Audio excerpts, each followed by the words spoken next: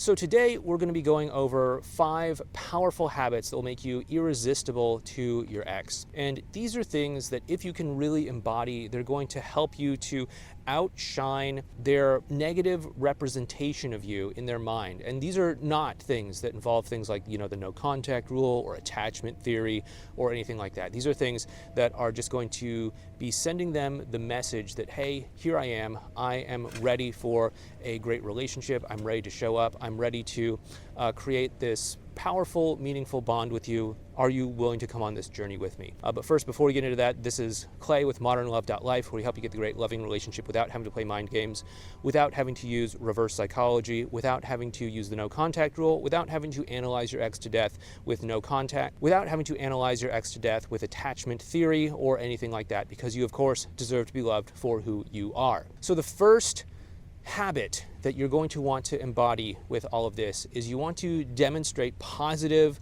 relationship cues. What are positive relationship cues? Now, people are going to be different. Everyone's looking for a little bit something different when it comes to a relationship. Some people want outgoing partners, some people want reserved partners and all that sort of stuff, right? But there are at least a few common denominators that most people are looking for when it comes to finding someone to, do life together with. What are some of these common denominators?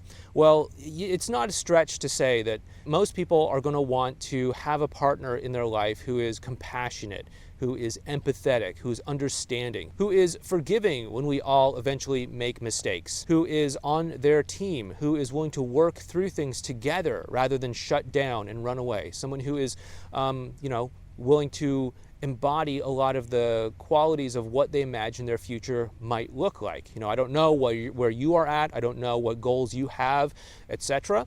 But there are a lot of people that do want to get married someday. And so you might want to imagine, okay, what would be good qualities in a future spouse? Or some people do want to have kids someday. So you might be thinking like, okay, what would be good qualities to have in a future parent, a future co-parent of our children together? Do you really want someone who's going to be impatient or unforgiving to be raising your children? My guess is that's probably not a great parenting quality to have. So just start to think about these things as well too. And how can you start to show up and embody these qualities in your own life? Because as your partner starts to see these qualities, if they are wanting a relationship themselves, if they are relationship ready themselves, then they're going to see these qualities and they're going to say, wow, that's actually exactly what I'm looking for in a partner. Maybe I need to get off of it and actually take a move to get us back together again. The second habit is to go ahead and start to embody more communication and emotional connection. There's so much information out there on the internet that says you have to analyze your partner's attachment style. And lo and behold, look at that. They're all avoidant, right? Let me guess, your partner is avoidant if you've done attachment theory research, right? Gee, how did I know that? Is it because I'm psychic? No, it's because most people going through a breakup are going to present as an avoidant, even though they're not really avoidants. It's because people are just going through this process of trying to decouple, trying to disconnect from someone for whatever reason, and that causes them to behave similar to an avoidant. Okay, it's not that they actually are avoidant, it's just they just behave that way, right? So if you look back at how the two of you were in a relationship together, they probably weren't an avoidant then and there, right? So they're probably not suddenly that way now. Going back to what we were talking about, you want to be communication and emotional connection oriented. Again, there are so many things that can pull you off track from that, like, gender dynamics and power dynamics and all sorts of things, but you don't want to get lost in that rabbit hole, because those just pull you out of the present moment and pull you out of the ability to connect with this person in front of you who's going through this human experience themselves, and they make it harder for that connection to happen. Instead, what you want to do is you want to say, hey, here's a human being in front of me, and this human being is having this whole life experience. They're having fears, they're having hopes, they're having aspirations, there are things that keep them awake at night, there's things that keep them anxious.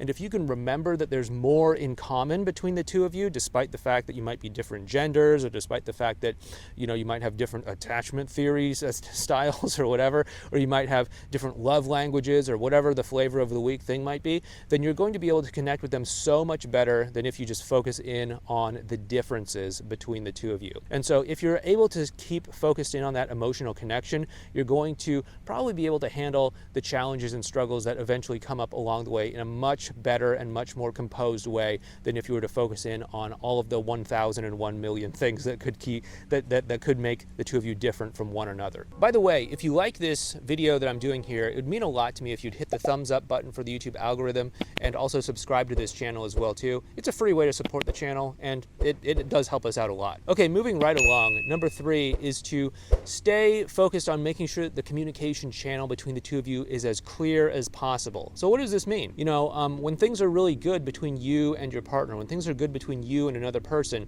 you typically have pretty clear communication. You know, you can talk about whatever you want. There aren't like a lot of blockages in the way. But after a breakup, it's not uncommon for people to have hurt feelings. It's not uncommon for there to be, you know, sore feelings and baggage and things that maybe somebody is upset about, things that hurt somebody, things that need to be apologized for, etc. And these can kind of feel like an elephant in the room. You know, like if you've ever had a fight with your partner and you just can't seem to connect because, you know, they're still hurt about something that you said earlier. You know, you need to clean that up. You need to take accountability for it. You need to apologize for it. You need to take responsibility for it.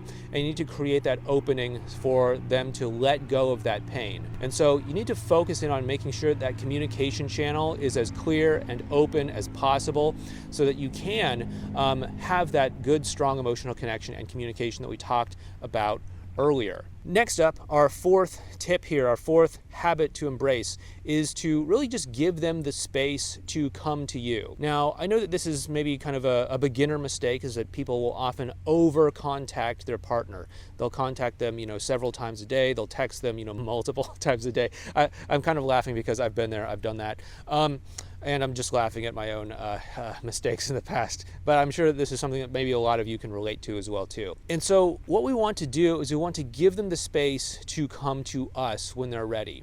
That is to say, we don't want to go no contact and send out that negative relationship cue, but we want to leave the door open, make it clear to them that we are communication ready, we're willing to talk to them, but that we're also willing to give them the space. We want to have this sort of spacious presence where we are okay to accept them as they are. We're okay to accept them if they want to show up and if they want to talk and if they want to connect. And we're also okay if they need a little bit of time for themselves, if they need to take a breather, if they need to you know, do a little bit of something for themselves to process their own emotions or whatever the case might be. So if you can have that spacious quality about you, then that's going to be super useful and very, very helpful. The 5th habit that you want to start to embrace is to stay also anchored within yourself and stay anchored into what you need as an individual. You know, this whole process of going through a breakup and saving things with your partner can be very exhausting. It can be very frustrating. It can be very challenging for a lot of people.